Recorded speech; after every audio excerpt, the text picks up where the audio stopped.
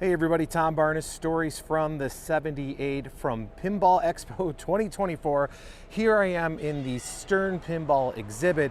There is a lot happening here, and I'm going to talk to Rob, who kind of oversees this whole thing, has his own collection here in another room. But check this space out here. This is going to happen starting today through Saturday, 2 o'clock in the morning.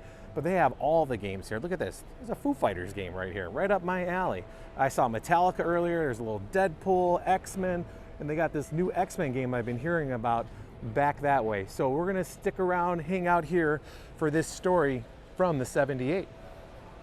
All right, so you're looking at one of the more unique games here at the Pinball Expo in Schaumburg, and I'm here with my friend Rob. How you doing, sir? Good.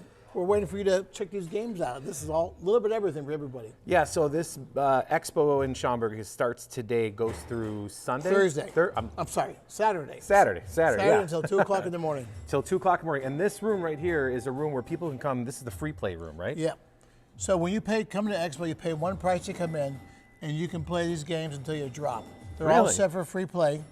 And we've got games in this room, plus we have games in the main hall. So all the games are open to you to play and to enjoy. So what makes this game so unique? The fact that they only made a few of them. Why did they only make a few of them? Well, I don't have that answer. We have to ask the manufacturer that question. Got it, okay. But this is one of 10. Imagine they only made 10 of this title. And a lot of these games were made here in Chicago. Was this particular one made? This is the capital of pinball, was Chicago. This was made by Williams.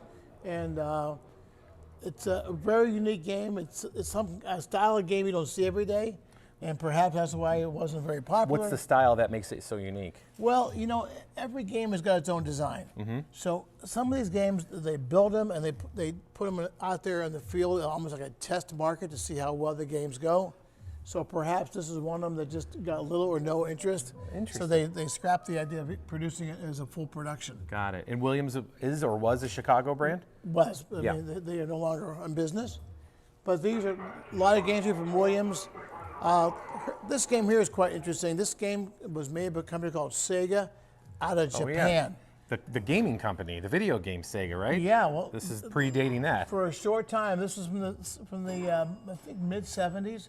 But for a short time, they were producing pinball machines. But the majority, if not all, of the Sega pinballs were found only in Japan. Really? So to have that game here, as you see, it's written in Japanese. The payment is in yen. Look at that. So it's really a very, very unique game. I'm glad to have it as part of the collection. We have a museum back home, and we have 600 games there set up for free play. But this is a very unusual game that you hardly ever see. That's one thing about Pinball Expo. You'll find games here on the show floor from all over the world. Really? And that's what's in that other room, right? That's where you have all the new games that are coming out now. You have some vintage games in there as well. But that's where like a lot of the manufacturers are. Is that correct? But yes. Now here's a bunch of games that were made for the Spanish and the Italian market. Really? So these are titles you'll never see. Look at that. You know, here in the States. Star God. I noticed your name on these. Are these some of your personal collections? All these games are mine. All of these are yours. Mystic Star. You know, the artwork is a little bit unique, you know, for this country, but these are games that if you come play them, if you like pinball, these are games that you just will not see anywhere and everywhere. A lot of them arcades around here have just the newest games, but we have a mix of both the old and the new here at the show. What makes the draw for you? What do you love about these pinball games, especially the ones that are not from here? Because you have, you mentioned you have a few of them in your collection, right? Well, over 1,000. Yeah, so what's the draw for you? Unfortunately, I'm one of those guys that's the way I'm wired. I'm a completist. So some people collect Corvettes for every year or whatever it may be. I collect pinball machines, and from certain manufacturers I collect, and I try to have a nice representation of all these different games. But as you can see, there's so many games here. Yeah. And this is just a small fraction of the games that were produced for this industry. But I guess these are some of the older ones here, just based on what they look from the 60s. And, oh yeah, look at that, the Jetsons. I didn't even see that one before. So this game was what we call a homebrew game. So this was originally a game made by Gottlieb called Jet Spin, J-E-T-S-P-I-N. So they had a play on words, and they created a game with a unique artwork. This is like one of a kind. Really? But anyone that's into the old cartoon would get a kick out of seeing this game. And again, these are games that you just never see every day, and this is another reason to come to Pinball Expo to see these games. How much does it cost to come to the expo? It's $50, but you stay as long as you want and stay and play till you drop. All these games are set for free play. That's incredible. I mean, I even saw games in the other room that go back to like the 1920s and 30s. That's correct. Now here at the end, we passed up, there's a game from the 50s, and like you suggested, and that's correct, we have anyone into the speakeasy movement of the 30s. Yeah. They're going to see a whole exhibit of games, and we're actually having a 1930s pinball tournament. Really? So anyone that comes to the expo, they're welcome to enter that tournament. Plus we have another tournament going on for all the newest games. So there's a lot to see here and do here. There's pinball designers here. One of the guys that's been in the industry for a long time, Pat Lawler, he created the Addams Family Pinball. Oh, he will be here at the show. So it's a chance to meet these guys. Yeah, and then a lot of the manufacturers that are from Chicago, like Stern is here. Jersey Jack just moved to the Chicago area not that long ago, correct? Yep. So this is the home of pinball, and the manufacturer here, we're very lucky to get their support. And as you can see now, a lot of people know the Stern games, but these are very, very early Stern games. Oh, the collector's items, if you will. You're exactly right. So this one is, this one, all made by Stern.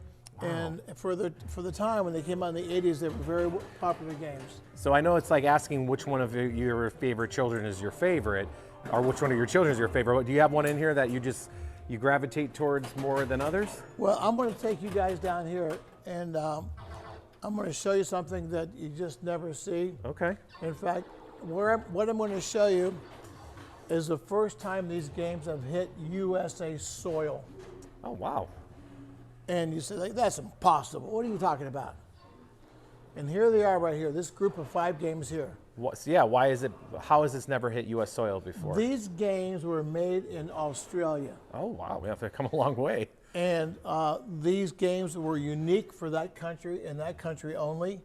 And you see we got 5 games here. The company's called Hankin, H-A-N-K-I-N. But this game here, a few of these games came into the States. It's called The Empire Strikes Back. But by this manufacturer, to have one game is pretty great. But to have the whole series of every game they made, I mean, this guy... Oh, so this is all of them. This guy, meaning me, has lost his mind because the guy's bought every game they've made. Wow. So it makes it really fun to be a collector. Like anyone, you know, you got the passion, there's nothing stopping you to keep going on. Do you have a favorite out of these? Actually, I just got this. I haven't even had a chance to play them. Oh, you just got. Oh, so these are fresh off the boat, if you will. You got it. All right, so this event goes through Saturday, 2 o'clock in 2 o'clock in the morning, and we have, or 2 o'clock in the morning. For those from the Chicagoland area, we have a group called Seventh Heaven. They'll be playing Saturday to entertain the people here at the show. So if you're into pinball at all, this is the show to come to. And where can you get your tickets? You can come here right here at the door. You can buy tickets here at the door. Okay, awesome. Well, Rob, thank you so much for taking time to chat with me. I appreciate it. Appreciate it. Thank you. All right, that's the latest here from the Pinball Expo 2024. TomBarnishChicago@gmail.com. If you have a story from the 78, head over to the website storiesfromthe78.com. Be sure to come down here this weekend, though. Check it out. You got all the free gameplay, the whole thing, and some games that you have never seen before here in Schaumburg.